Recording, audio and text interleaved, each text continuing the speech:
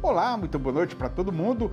Do Raso do Descaso até o Ribeirão da Solidão, a comitiva pioneira do Terra Viva DBO na TV viajou uma semana para buscar a cabeceira de uma boiada cuiabana que fez fama lá naquele fundo de sertão. E estando agora a empreitada terminada, a gente pede a atenção da companheirada aqui reunida para fazer a contação de como esta jornada foi vencida, começando esta função novidadeira com a recitação da nossa prosa brideira do dia. A respeito de fazer a melhor combinação de vacas e touros para ter o máximo resultado do gado na reprodução, tudo o que o caboclo aprende é o estudo ou a vida que ensina. Mas quando a lida sai do que está na rotina e do que já é sabido e desvia para um rumo desconhecido e enganoso, aí o caso é de procurar um especialista no assunto dificultoso para ajudar a arrumar uma solução. Pois foi para isso mesmo que a gente criou aqui na nossa função noticiarista esta sessão chamada Raças e Cruzamentos, que está na responsabilidade do zootecnista Alexandre Zadra.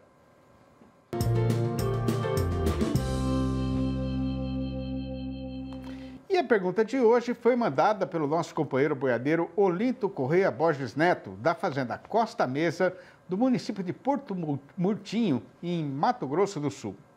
Ele conta que comprou recentemente um lote de 100 novilhas filhas de touros Braford e vacas meio-sangue Angus com Nelore, sendo que algumas dessas fêmeas já são netas de Braford, né?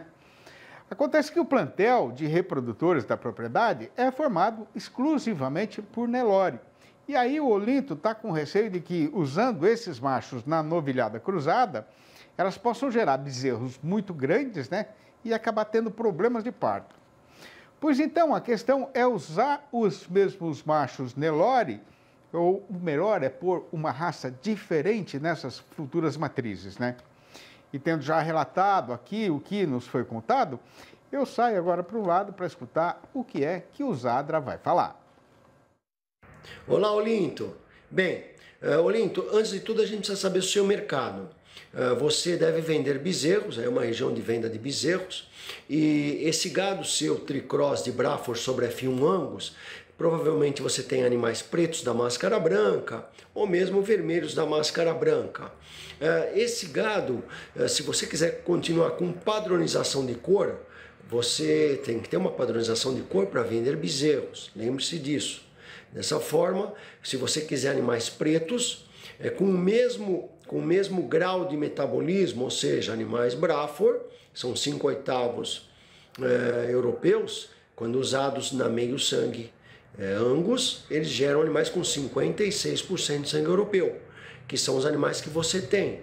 Quando você usa Braford sobre essa tricross já de Braford, você aumenta ainda mais a porcentagem de grau de sangue europeu, tem um pouco mais de pelo. Se você quiser manter esse grau de pelo, você pode usar o Brangus. Você gerará animais pretos, ou mesmo você usar o Braford ou Santa Gertrudes para gerar animais vermelhos. Aí você manteve a utilização de gado bimestiço sobre o seu gado que já tem sangue de bimestiço.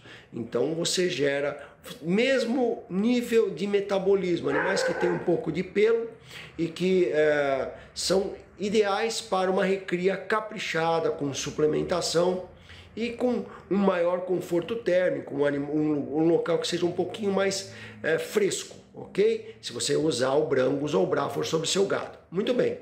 Você tem a opção para gerar animais bezerros pretos. Existe um touro hoje montana preto chamado Wine, ele está até na Genix coletando, que vai gerar animais com um pouco menos de pelo sobre o seu gado. Agora, você tem a opção dos adaptados. Quais são eles? O Cenepol, que sobre o seu gado fará animais bem precoces, muito bonitos na desmama, e lembrando que serão animais mais precoces, animais de menor porte ao final do abate. Você tem a opção do Caracu, que também gerará animais com pelo zero e vermelhos da mesma forma que o Cenepol no seu gado. Logicamente que se as matrizes forem pretas, suas matrizes tricross de Braford sobre Angus forem pretas, elas podem gerar bezerros pretos, mesmo que seja usado o Cenepol ou Caracu. E tem também a opção do Bonsmara. O Bonsmara sobre o seu gado cruzado, essas fêmeas Braford, ele vai gerar o mesmo nível de pelo, tal qual o Brangus ou mesmo Santa Gertrude, se você usar sobre o seu gado. Essas 3 raças gerarão animais com um pelinho, né? Animais muito bons para uma recria caprichada. Excelente para quem vai levar seus bezerros para uma recria com suplementação, que é a zootecnia moderna hoje, né? Talvez seja essa opção muito boa. O Bonsmara, que você gera heterose e vai dar um vermelho retinto na maioria dos bezerros, filhos dessas Braford. Ok? E o Caracu e o Senepol vão tirar pelo. O Caracu fará animais de maior porte e o Senepol animais de menor porte. Ok, Olinto? Aí você escolhe a melhor raça para você, animais com menos pelo ou animais com um pouquinho mais de pelo, e você pode ir à frente que você terá um resultado excelente, ok? Espero ter respondido sua pergunta, Olinto. Um abraço forte e vamos para o campo. A amiga que nos dá a satisfação de ter a sua audiência já tem bem sabedência de que este nosso espaço aqui na televisão é dividido em 3 pedaços, né? E tendo sido vencido o primeiro, a gente faz agora um intervalo ligeiro antes de dar continuação na função. O Terra Viva DBO na TV volta em instantes, aguarde. Impresso ou digital?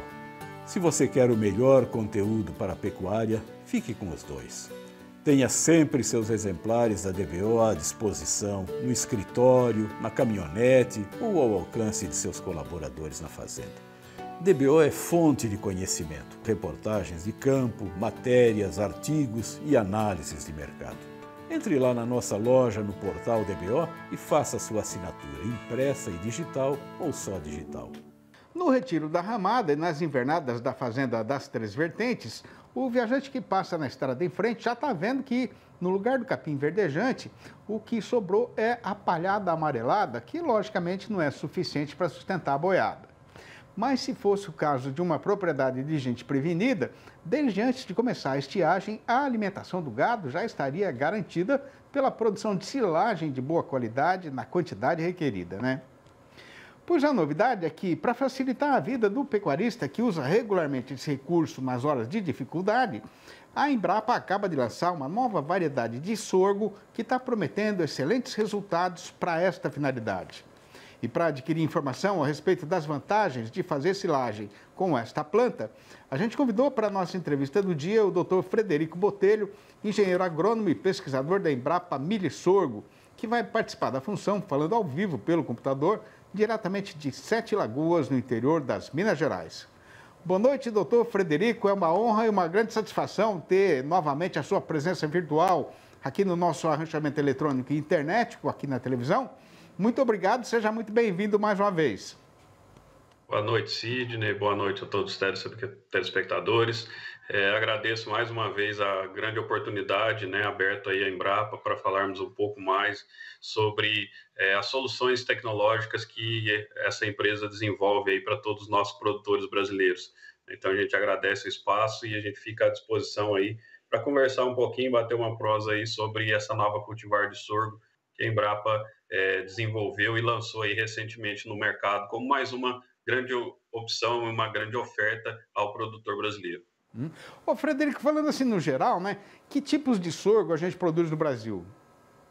Bom, Sidney, hoje basicamente nós temos 5 tipos, 5 variedades de sorgo. Nós temos o sorgo granífero, que é aquele sorgo mais comumente conhecido pela população, pelos produtores, aquele sorgo de porte baixo, que dá uma panícula ali, bem exuberante, E os grãos dessa planta, eles geralmente são utilizados para alimentação humana ou também para a produção de ração para animais.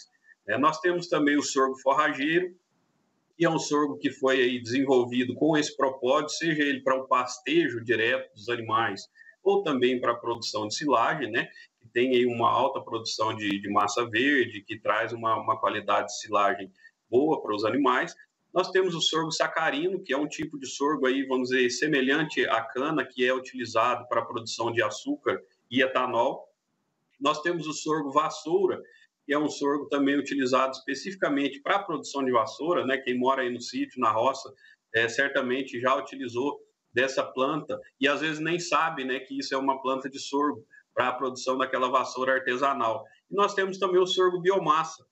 Ele é utilizado para a produção de energia, é um material que tem aí um poder calórico muito semelhante à cana, ao eucalipto e o capim-elefante. E recentemente também essa variedade, né, de sorgo, que é o sorgo biomassa, tem sido muito utilizado também para a produção de silagem. Aí no meio dos pecuaristas, todos devem conhecer esse tipo de planta, que é uma planta muito grande, que dá entre 5 e 6 metros de altura e que dá um volume de massa significativo para a produção de silagem. Esses são aí 5 tipos de sorgo que nós temos hoje cultivado no Brasil. Ô, Frederico, quais são as vantagens e desvantagens, né, de se usar sorgo em vez de milho para fazer silagem? Bom, Sidney, se a gente tem um comparativo muito raso, né? O milho, a qualidade da produção da silagem produzida pelo milho, ele é muito superior, né? Então, assim, em condições normais, em condições adequadas, onde nós temos condição de chuva, de clima, de solo, né? Porque o milho é uma cultura muito exigente em fertilidade do solo. Então, o milho ele se destaca. No entanto, nós temos plantas de sorgo desenvolvidas, né, que traz ao produtor grandes rentabilidades, grande volume de massa, qualidade de silagem também. Só que tem uma grande vantagem do sorgo, principalmente para regiões onde existe uma dificuldade em questão climática ou tipo de solo, né, em regiões um pouquinho mais adversa, onde o milho não vai se desempenhar bem. Então, o sorgo ele tem uma grande vantagem, que por ser uma planta aí com uma maior tolerância a estresse hídrico, é uma planta que tolera mais alumínio no solo, né? Então, ela tem essas vantagens aí, que em algumas regiões, em determinadas estratégias, ela tem sim uma vantagem sobre a cultura do milho. Como é que é essa nova variedade de sorgo que vocês desenvolveram aí na Embrapa de Sete Lagoas, Frederico? Então, Sidney, essa variedade ela foi desenvolvida pensando aí, né, nos pequenos, principalmente nos pequenos e médios produtores de leite, de carne, né, que tem seu animal aí, que precisam de produzir uma silagem de boa qualidade, principalmente para passar esse período que nós estamos nele aí hoje, né, um período da entre-safra, período sem chuva. E aí o produtor abre mão, sempre tem um pedacinho para fazer a sua silagem. Esse material é um material do tipo variedade, é um material que tem um desempenho produtivo, um volume de massa muito significativo e uma grande vantagem, né? Ele tem, além de ter um volume de massa significativo, que pode chegar em condições muito adequadas e uma condição de manejo muito boa, até a 100 toneladas por hectare, né? Nós temos nessa massa um grande volume de grãos. E é o grão que traz a qualidade, a silagem, né? Então, quando a gente fala, por exemplo, de milho, o que dá uma grande qualidade ali na silagem de milho é principalmente devido aos grãos que tem naquela massa. E por isso a importância também da planta de sorgo, quando selecionada aí pelos melhoristas, pelos pesquisadores, buscando uma planta com uma maior condição, uma mais apropriada para a produção de silagem, que ela tenha um volume significativo de grãos na massa, para que isso também reverta em qualidade, em conversão de massa, conversão de carne, de leite, para os animais que vão fazer o uso aí dessa silagem produzida a partir dessa variedade, né? Além de ser uma variedade amplamente adaptada, né? Ela tem um grande diferencial também, que ela é uma cultivar que a gente fala que é insensível ao fotoperíodo, ou seja, você pode cultivá-la tanto no período de safra, como também na entre-safra, em regiões onde você tem essa condição de cultivo, seja irrigado, ou seja, de uma outra forma, né? Ela tem essa vantagem, essa ampla adaptabilidade, e uma cultivar também que tem uma ampla sanidade. Então, todas essas características selecionadas durante um longo período, né, de pesquisa e desenvolvimento, traz ao produtor, né, ao pecuarista, aí uma grande vantagem, uma cultivar de excelente qualidade para a produção de silagem a partir das plantas de sorgo. Ô, Frederico, a gente aqui é muito admirador, né, do trabalho de vocês na Embrapa, então eu queria dar os parabéns mais uma vez, né, para vocês, agradecer em nome do pecuarista brasileiro esse trabalho maravilhoso que vocês fazem, especialmente nessa questão do sorgo, na facilitação do processo de produção de silagem. A gente sabia que esse é um diferencial fundamental, né, para a rentabilidade do produtor. Então, eu tinha mais um monte de pergunta para fazer para você, né? Mas a gente, então, deixa aqui aberta a possibilidade de que o pecuarista procure vocês aí para saber mais informações a respeito desse sorgo. Obrigado, viu, Frederico? Parabéns mais uma vez, um grande abraço para você, para toda a turma boa da Embrapa Sete Lagoas aí. Até a próxima.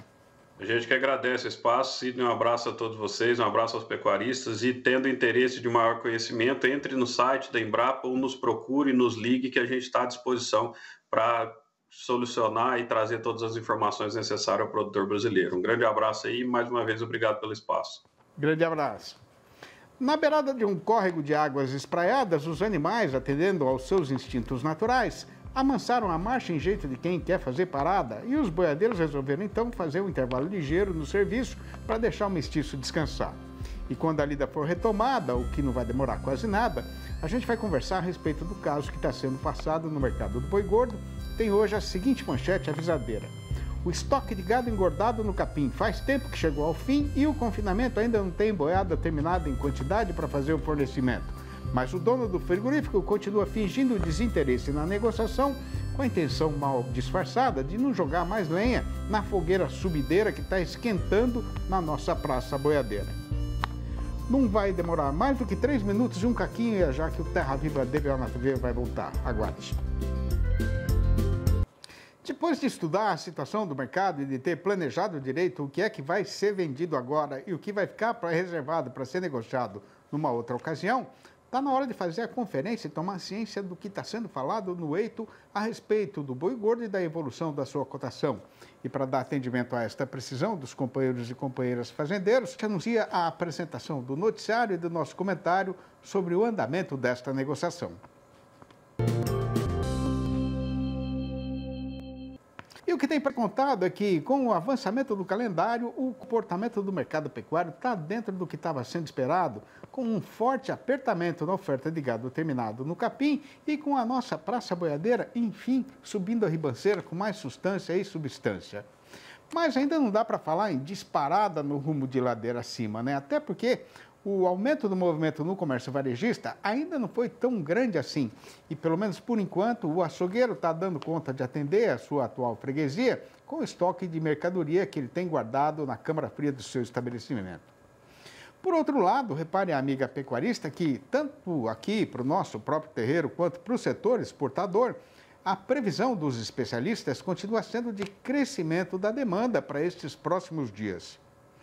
Acontece que o dono do frigorífico, que é profundo conhecedor dos enleios e devorteios do comércio, continua pisando no freio, comprando de pouco em pouco e fingindo desinteresse na negociação, na intenção mal disfarçada de não jogar mais lenha na fogueira subideira.